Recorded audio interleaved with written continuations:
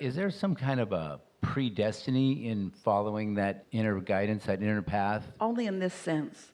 It was decided or known as you were making the decision to come into this body that you're a creator, and that through your exploration you would expand, and that expansion is necessary and delicious.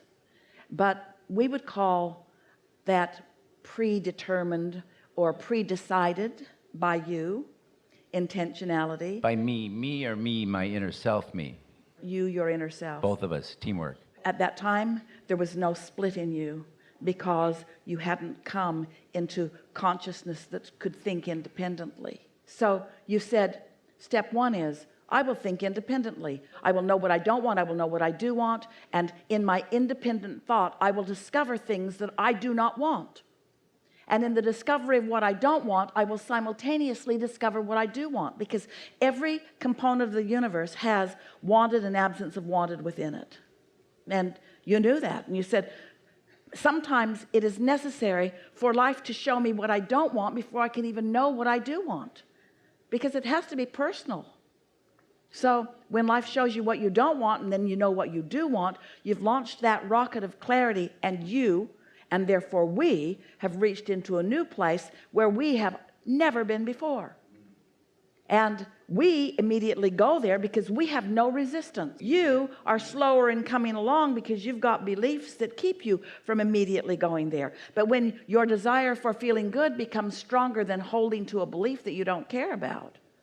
The other day, we've been telling this story. We may even have told it to you directly.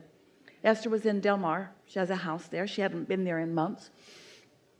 She was sitting at her desk looking out where the ocean should have been and couldn't see the ocean. And she realized that in the months that she'd been gone, the trees had grown in and the bushes from the side and had completely obscured her view from sitting at the desk, which was why the desk was there. So her gardeners came later that day, and she said, I'm blocking my own view. Could you guys trim this edge so that I can see the ocean? And they said, happily. And then they said, but there are trees down in the ravine that might be part of what you're seeing. And Esther said, well, I only own half of that ravine. Just be sure that it's on my property. And they said, we've got you covered. And off Esther went to lunch with her friend. They were gone many hours. They shopped and ate and explored. And when Esther came back, she walked onto her deck and went in and looked out the window, and the ocean was back. She was so happy to see it. Then she looked out a little way on the hillside up very close to neighboring property and saw something that made her gasp. 2 very large tree stumps cut all the way down to the ground. And Esther thought, how in the world did that happen? I thought I was so clear. And then Esther began feeling guilty right away and so sorry. And then she tried to make herself feel better, and she thought, well, that house is under construction. Maybe it's new people and they don't know those trees were there. So she worried about it for a day or two off and on whenever she thought about it. And then one day she looked out and she saw a man in a suit standing out on that patio. It's across the ravine. Esther's never been over to that house. Standing in a suit looking at the tree stumps, and then he took his phone out and took a picture of them. And Esther thought, I better go confess. But she'd never been over there before, so she didn't know how to get there. It said a road down that leads up or a road up that leads down. It took her a while to get there. And when she got there, he was already gone. But on her way over, she had practiced her confession. I didn't mean to do that, and I'm so sorry, but I did do it. And I will make it up to you in whatever way you want. I'll plant new trees. I'll landscape your whole yard. Whatever makes you feel better. I am so sorry. But he wasn't there, so she didn't deliver her speech. So she just went home and continued to practice it. And then a day or two later, she went with her friend again, off to lunch again. And when they got back, she said to him, look what I did. Took him out on the patio and pointed at the trees. And her friend said, what? Esther, your gardeners didn't cut those trees down while we were at lunch. Why isn't the hillside all torn up? Where's the debris from the trees? And Esther thought, hey. And then they walked out to the edge, and she looked up close to her property, and there was a very small stump with all the debris from it lying right there where they had cut it. And all that had happened is the gardeners had cut down a little tree that let Esther see things she wasn't used to seeing. And Esther thought, it's embarrassing that I believed something so dumb. It was completely illogical. It didn't make any sense at all that those two men in 3 or 4 hours, they would have had to have a helicopter and a saw and just cut it off at the bottom and carried the whole thing away. There was no possible way that that could have happened, but Esther believed that she had done that. The circumstantial evidence was such.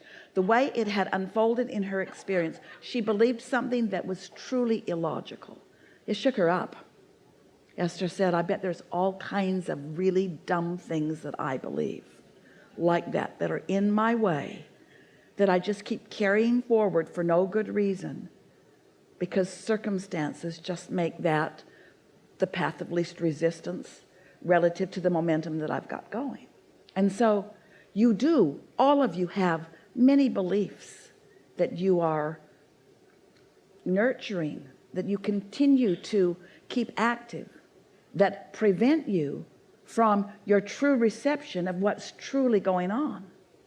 Here's a very powerful statement. If your desire is strong enough, any belief that's in its way will fall by the wayside. But most of you, because of your attention to other humans and your desire to find mutuality with them, you choose harmony with beliefs that don't serve you rather than upset them, rather than harmony with the beliefs that your inner being holds about you that serve you completely. You don't want to be a freak. You don't want to be a Pollyanna. You don't want to believe things that most people don't believe. You want to believe the circumstantial evidence because most of you are conditional. We mean you, meaning humans, are conditional in your thinking. So you keep observing what is and you keep bringing the vibration of what is forward, even though your very existence means you are here to create new. You're not here to regurgitate what's already here. You are here to become freer, to become wholer, to become newer, to feel better. You didn't come to regurgitate what is, and yet most of those around you are true regurgitators.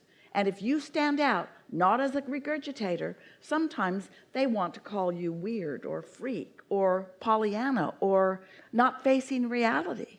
Aren't those regurgitated beliefs manifestations as well? They are. From something that happened when you were 5 or 6 years old? Something happened 20 years ago, and if you didn't keep thinking about it, it would completely be out of your vibration within 3 days. But because you talk about it, you keep bringing it forward 19 years, 18 years, 17 years, 15 years. And so here it is right here, still active in your vibration, even though it has no relevance other than the relevance that you've given it because you keep it active in your vibration. So it continues to be in the way of what you want. But your blessed inner being, even though your inner being knows that you've got things in your way, your inner being is always looking for a path of least resistance to call you around it, over it, under it. In other words, to show you that you can get to where you want to be no matter what beliefs that you hold. But isn't it nice when you are willing to acknowledge that you have beliefs that are in your way that are not valid?